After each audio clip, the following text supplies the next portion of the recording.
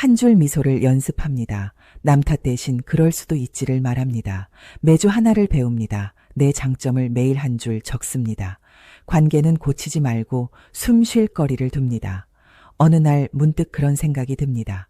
세상은 그대로인데 나만 웃음을 잃은 것 같다는 생각입니다. 아침에 눈을 뜨면 몸 여기저기가 뻐근합니다. 자식들은 연락이 뜸합니다. 친구를 만나도 예전처럼 마음이 들뜨지 않습니다. 젊었을 때는 그렇게 바빴는데 지금은 시간이 남습니다. 그런데 이상하게도 그 시간이 자유가 아니라 막막함으로 느껴집니다. 이럴 때 사람들은 스스로에게 묻습니다. 이제 재미있는 인생은 끝난 걸까? 이제 나는 늙어가는 일만 남은 걸까? 그런데 여기서 꼭 기억하셔야 할 장면이 하나 있습니다. 같은 나이인데도 유난히 인생이 재밌어 보이는 분들이 있다는 사실입니다. 70대, 80대인데도 눈빛이 반짝입니다. 웃음소리가 살아있고 걸음이 가볍습니다. 주름도 많은데 그 주름이 이상하게 밝게 보입니다. 그분들은 대체 무엇이 다를까요? 돈이 많아서 그럴까요? 건강이 타고나서 그럴까요? 자식이 효도해서 그럴까요? 아닙니다. 그분들에게는 공통점이 있었습니다. 아주 단순한 공통점입니다. 바로 재미를 기다리지 않고 재미가 생기게 만드는 습관이 있다는 것입니다. 재미있는 일이 생겨서 사는 게 아니라 살면서 재미가 생기게 만드는 사람들입니다. 그러니까 오늘 이야기의 핵심은 이겁니다. 나이 들어서 재밌게 사는 법은 따로 있다는 말입니다. 그 법은 거창하지 않습니다. 특별한 재능도 필요 없습니다. 돈도 많이 필요 없습니다. 그런데 효과는 큽니다. 왜냐하면 삶의 재미는 환경이 아니라 태도에서 먼저 시작되기 때문입니다. 오늘은 그분들이 공통으로 실천하는 5가지를 이야기하려고 합니다. 이 5가지는 지금부터 누구나 시작할 수 있습니다. 그런데 한 가지 부탁을 드리겠습니다. 오늘은 그냥 듣고만 넘기지 마세요. 딱 하나라도 오늘부터 해보시면 좋겠습니다. 왜냐하면 재미는 결심으로 생기는 게 아니라 반복으로 생기기 때문입니다. 잠깐만요. 제 채널을 보시는 분들 중 많은 분들이 아직 구독 전이시더라고요. 구독과 좋아요는 3초면 됩니다. 그 3초가 여러분의 일상에 작은 재미를 더 자주 데려옵니다. 그럼 이제 본격적으로 시작하겠습니다. 첫 번째 비밀은 의외로 간단합니다. 웃음입니다. 그런데 여기서 많은 분들이 이렇게 말합니다. 웃을 일이 없는데 어떻게 웃냐고 말입니다. 그래서 더 중요한 겁니다. 늙어서도 재밌게 사는 사람들은 웃을 일이 생길 때까지 기다리지 않습니다. 웃기 위해 웃을 거리를 찾아갑니다. 그 차이가 인생을 갈라놓습니다. 여러분은 오늘 몇 번 웃으셨나요?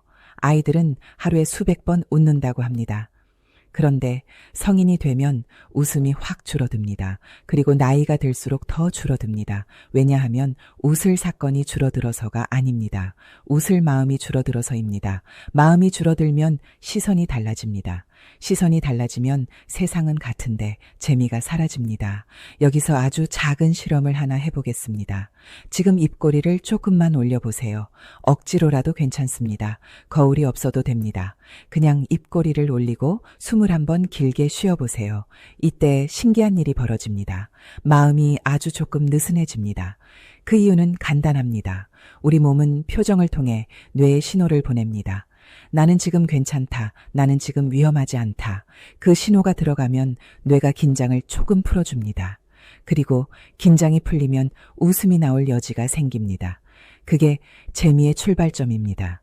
재미있는 인생은 대단한 사건이 아니라 긴장이 풀린 마음에서 시작됩니다. 제가 예전에 예능 프로그램에서 본 장면이 하나 있습니다. 사회자가 젊은 신조어를 맞춰보라고 했습니다. 자만추가 무엇을 뜻하냐고 물었죠. 잠시 정적이 흐르더니 한 어르신이 자신 있게 외쳤습니다. 사랑면 만두라고요.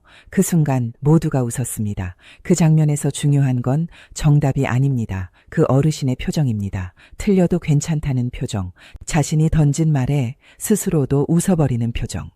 그 표정이 그 사람을 젊게 만들었습니다. 나이가 들수록 사람은 틀리기 싫어집니다. 창피하기 싫어서 말도 줄입니다.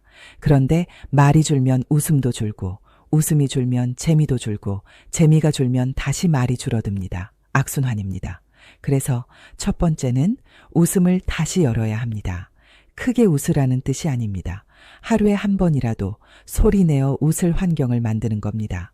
예능을 하나 정해놓고 보는 것도 좋습니다.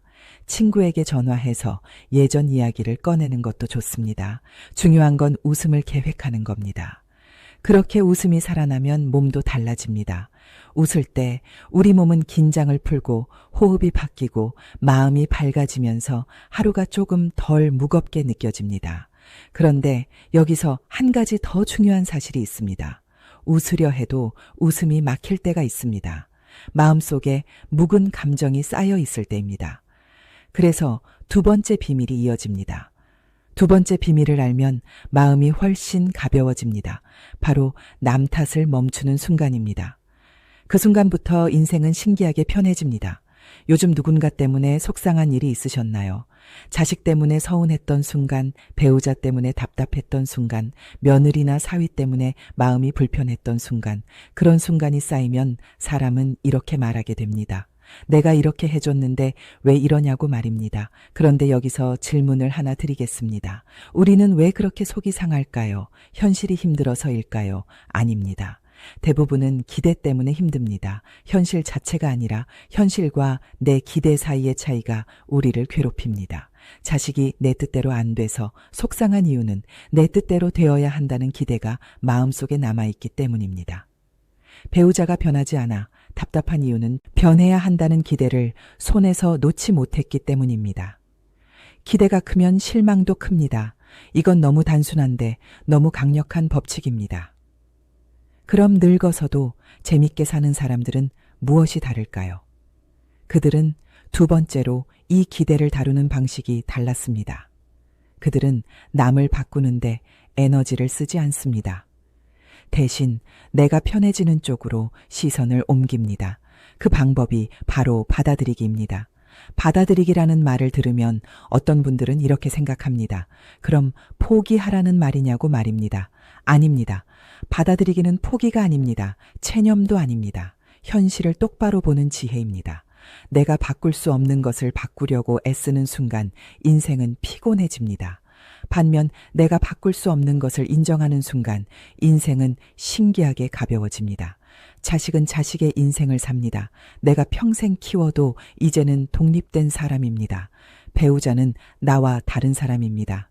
수십 년을 같이 살아도 생각이 다를 수 있습니다. 그리고 솔직히 말해 봅시다. 사람은 잘 안 변합니다. 특히 나이 들수록 더 안 변합니다. 그런데도 우리는 상대를 바꾸려고 합니다. 이렇게 해라, 저렇게 해라 말해 봅니다. 하지만 결과는 대개 똑같습니다. 상대는 그대로이고 내 마음만 다칩니다. 그래서 재미있게 사는 사람들은 방향을 틀어버립니다. 상대를 고치려는 마음을 내려놓습니다. 대신 이런 말을 스스로에게 합니다. 그럴 수도 있지라고 말입니다. 이 말이 별것 아닌 것 같지만 이 말 하나로 마음이 풀리는 순간이 있습니다. 왜냐하면 그럴 수도 있지라고 말하는 순간 내가 움켜쥔 기대가 조금 풀리기 때문입니다. 기대가 풀리면 분노도 풀립니다. 분노가 풀리면 몸도 풀립니다. 몸이 풀리면 웃음도 다시 나옵니다. 그러니까 이 두 번째는 첫 번째 웃음과 연결되어 있습니다. 마음이 꼬여 있으면 웃음도 막힙니다. 마음이 풀리면 웃음도 다시 흐릅니다. 여기서 한 분의 이야기를 들려드리겠습니다. 한 여사님은 남편이 늘 무뚝뚝해서 불만이 많았습니다. 자식들도 자주 찾아오지 않아 서운했습니다. 친구들은 만나기만 하면 자랑이 많아서 피곤했습니다. 그래서 여사님은 늘 불평이 많았다고 합니다. 그런데 어느 날 생각을 바꾸셨습니다. 남편이 무뚝뚝해도 술을 안 먹고 바람을 안 피운다는 사실을 떠올렸습니다. 자식들이 연락이 뜸해도 열심히 살아가고 있다는 사실을 떠올렸습니다. 친구들의 자랑이 거슬려도 그 자랑 뒤에 외로움이 있을 수 있다고 생각했습니다. 그렇게 시선이 바뀌자 세상이 바뀌었다고 합니다. 남편의 작은 배려가 보였고 자식의 전화 한 통이 고마워졌습니다. 친구의 자랑도 귀엽게 들렸습니다. 여사님은 말했습니다. 남이 바뀐 게 아니라 내가 보는 눈을 바꾸니 세상이 다르게 보였다고요. 여러분, 이 말이 핵심입니다. 받아들이기는 상대를 위한 게 아닙니다. 나를 위한 겁니다. 내 마음이 편해지기 위한 기술입니다. 그럼 오늘부터 어떻게 실천할까요? 먼저 그럴 수도 있지를 3번 말해보세요. 속이 상할 때마다 3번입니다. 그럴 수도 있지, 그럴 수도 있지, 그럴 수도 있지.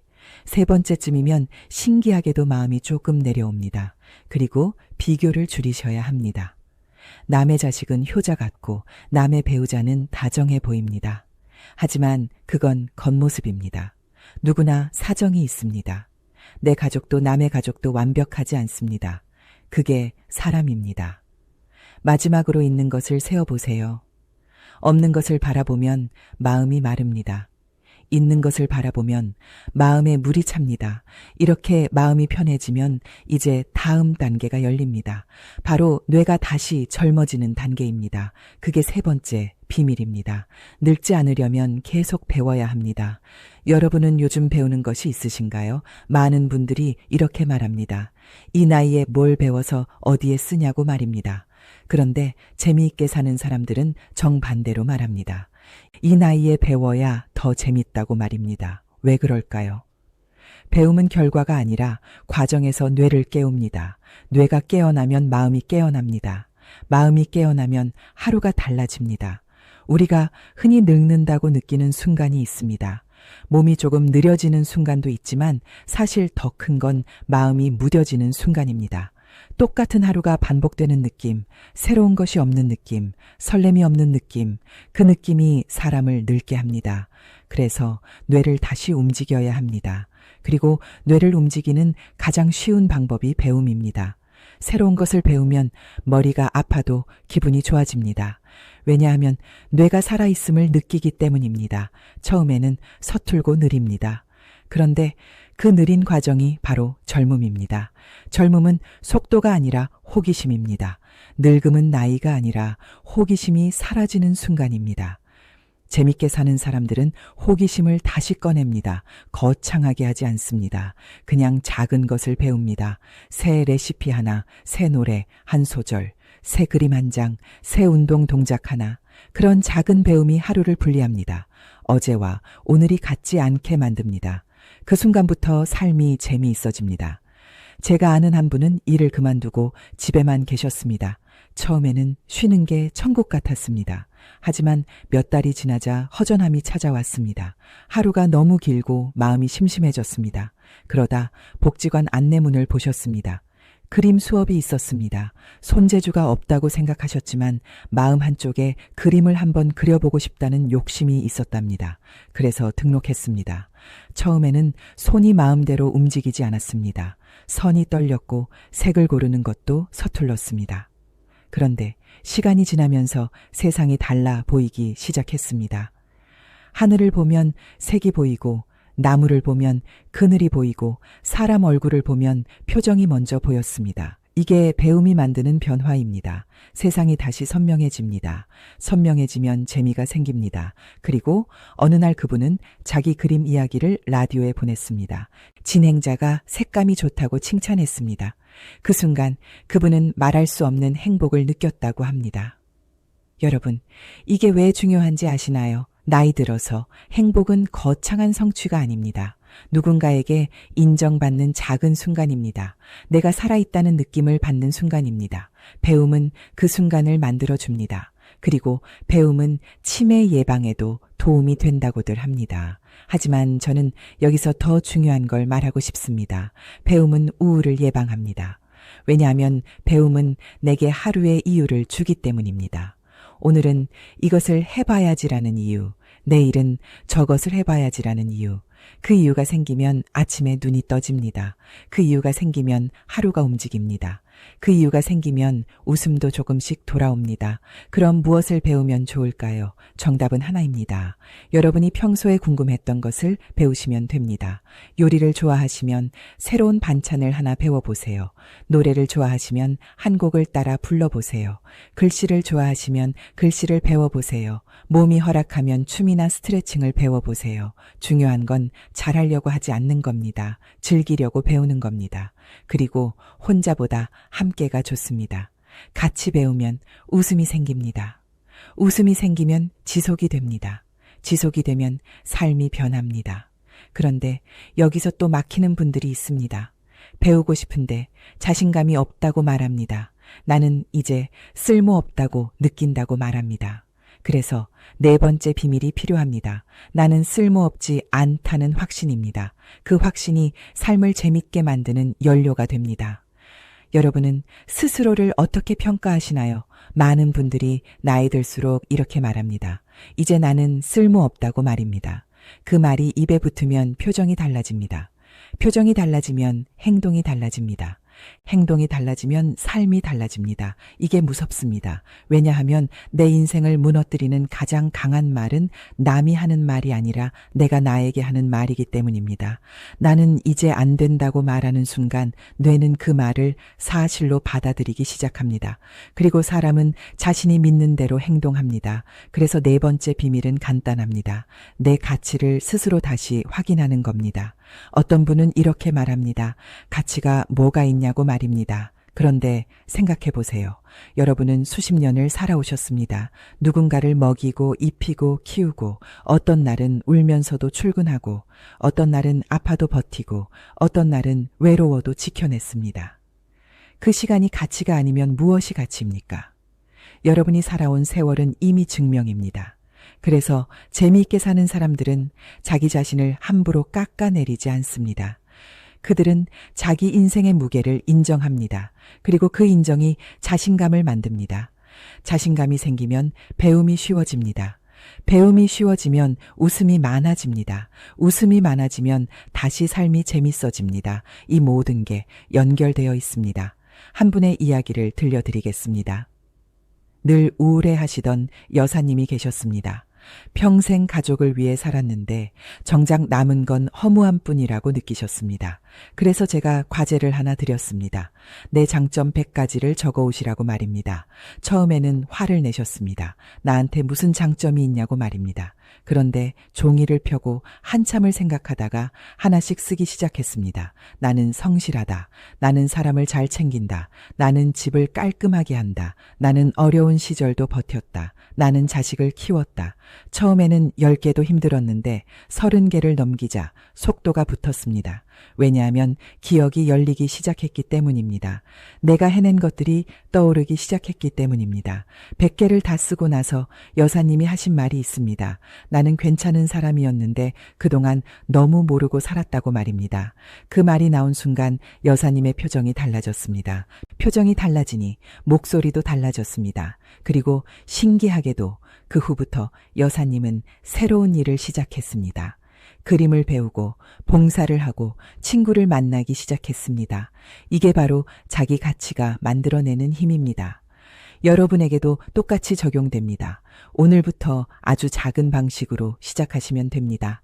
장점 100개가 부담되면 한 줄이면 됩니다. 매일 한 줄입니다. 나는 오늘도 잘 버텼다. 나는 오늘도 밥을 챙겨 먹었다. 나는 오늘도 움직였다. 이 한 줄이 쌓이면 내 마음의 기준이 바뀝니다. 그리고 절대 하지 말아야 할 말이 있습니다. 내 팔자는 원래 그렇다는 말, 내 주제에 무슨이라는 말, 나는 원래 못한다는 말, 이 말들은 스스로에게 거는 저주입니다. 반대로 해야 할 말이 있습니다. 나는 소중하다. 나는 아직 할 수 있다. 나는 오늘도 괜찮다. 이 말이 처음엔 어색합니다. 하지만 어색함을 넘으면 뇌가 믿기 시작합니다. 그리고 뇌가 믿기 시작하면 행동이 따라옵니다. 그런데 여기서 또 중요한 게 있습니다. 자기 가치가 올라가면 관계가 더 편해집니다. 왜냐하면 내 가치를 아는 사람은 상대에게 매달리지 않기 때문입니다. 그래서 5번째 비밀로 이어집니다. 관계는 고치지 말고 놔두는 지혜입니다. 이 지혜가 있어야 진짜로 편하고 재밌어집니다. 나이가 들수록 마음을 가장 힘들게 하는 건 관계입니다. 가장 가까운 관계가 가장 어렵습니다. 배우자, 자식, 친구. 이 관계가 때로는 행복을 주지만 때로는 삶의 재미를 빼앗기도 합니다. 그래서 재미있게 사는 사람들은 관계를 대하는 기술이 다릅니다. 그들은 모든 관계를 완벽하게 만들려 하지 않습니다. 대신 적당히 놔두는 지혜를 씁니다. 여기서 놔둔다는 말은 무관심이 아닙니다. 미움도 아닙니다. 숨 쉴 거리를 만드는 겁니다. 서로의 공간을 인정하는 겁니다. 오래 사는 부부의 비밀은 의외로 대화량이 아니라 거리감이라는 말이 있습니다. 가까이 붙어 있을수록 부딪힙니다. 반면 적당히 떨어져 있으면 반갑습니다 할 얘기가 생깁니다. 그게 노년의 관계를 살립니다. 한 부부의 이야기를 들려드리겠습니다. 남편은 아침마다 친구들과 바둑을 둡니다. 아내는 복지관에 가서 노래 교실을 합니다. 점심은 각자 해결합니다. 저녁에 만나면 오히려 이야기가 많아집니다. 서로가 무엇을 했는지 궁금해집니다. 이게 성숙한 거리입니다. 함께 있으면서도 각자의 삶을 지키는 방식입니다. 그리고 이 거리 덕분에 싸움이 줄어듭니다. 싸움이 줄면 마음이 편해집니다. 마음이 편해지면 웃음이 돌아옵니다. 웃음이 돌아오면 삶이 재밌어집니다. 또 한 가지 기술이 있습니다. 공감입니다. 많은 사람들이 관계를 해결하려고 합니다. 상대가 힘들다 하면 약을 챙겨주고 조언을 합니다. 그런데 사람은 해결보다 먼저 공감을 원합니다. 머리가 아프다 하면 약 먹었냐고, 묻기 전에 아프구나라고 말해주는 것이 더 위로가 됩니다. 기분이 안 좋다 하면 무슨 일 있냐고 캐묻기 전에 안 좋았구나라고 말해주는 것이 마음을 열게 합니다. 공감은 복잡하지 않습니다. 상대의 감정을 그대로 되풀이하는 것만으로도 됩니다. 속상했구나, 답답했구나, 피곤했구나 이 말을 들으면 사람은 느낍니다. 이 사람은 나를 이해해 주는구나 하고 말입니다. 그리고 이해받는 순간 사람은 부드러워집니다. 부드러워지면 관계가 풀립니다. 관계가 풀리면 삶이 편해집니다. 삶이 편해지면 재미가 돌아옵니다. 결국 오늘의 5번째는 이렇게 정리됩니다.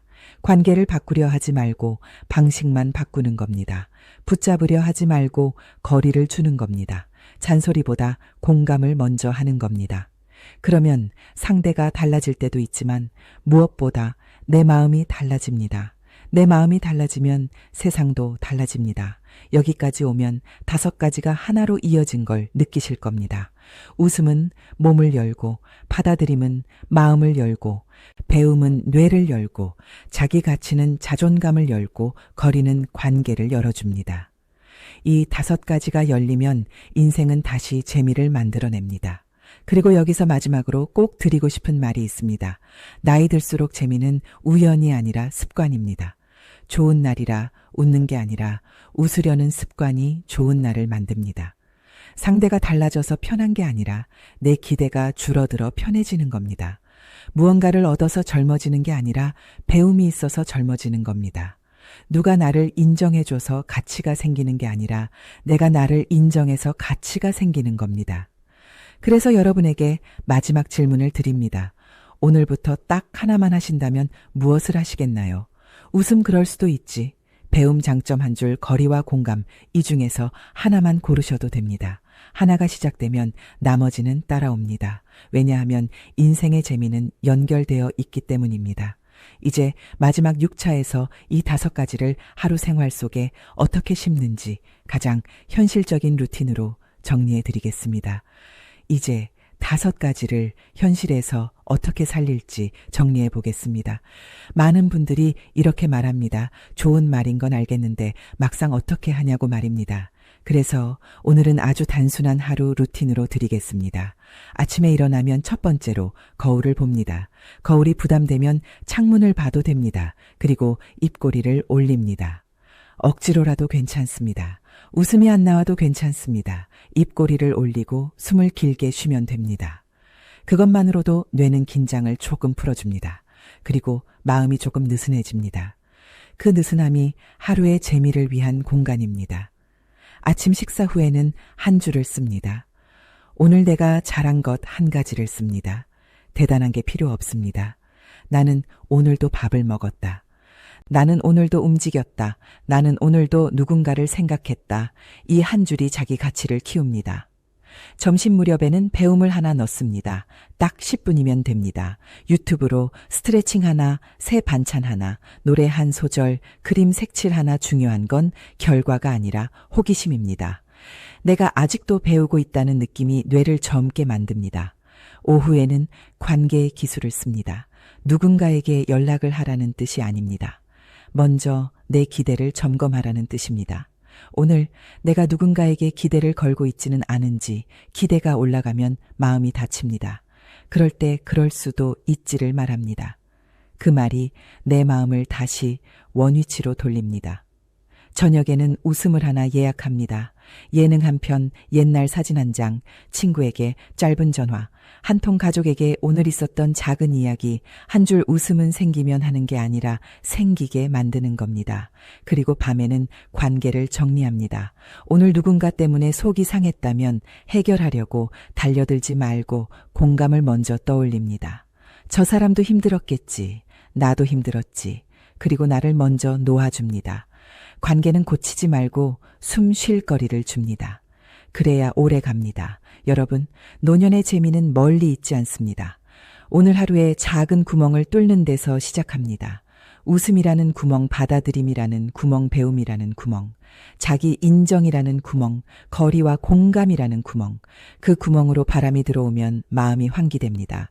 환기된 마음은 다시 웃습니다. 다시 웃는 사람은 다시 젊어집니다. 다시 젊어진 사람은 다시 배우고, 다시 배우는 사람은 다시 만나고, 다시 만나는 사람은 더 재밌게 삽니다. 이게 선순환입니다. 그래서 결론은 이겁니다. 나이 들수록 재미있는 인생은 자동으로 오지 않습니다. 그러나 만들 수는 있습니다. 오늘부터 딱 하나만 시작해 보세요. 입꼬리를 올리는 것, 그럴 수도 있지. 한마디 10분 배우기, 장점 한 줄 쓰기 거리와 공감 연습하기 하나만 해도 됩니다. 그리고 그 하나를 일주일만 해보세요. 일주일 뒤에는 아주 작은 변화가 느껴질 겁니다. 그 작은 변화가 쌓이면 어느 날 여러분도 다른 사람이 보기에 눈빛이 반짝이는 사람이 되어 있을 겁니다.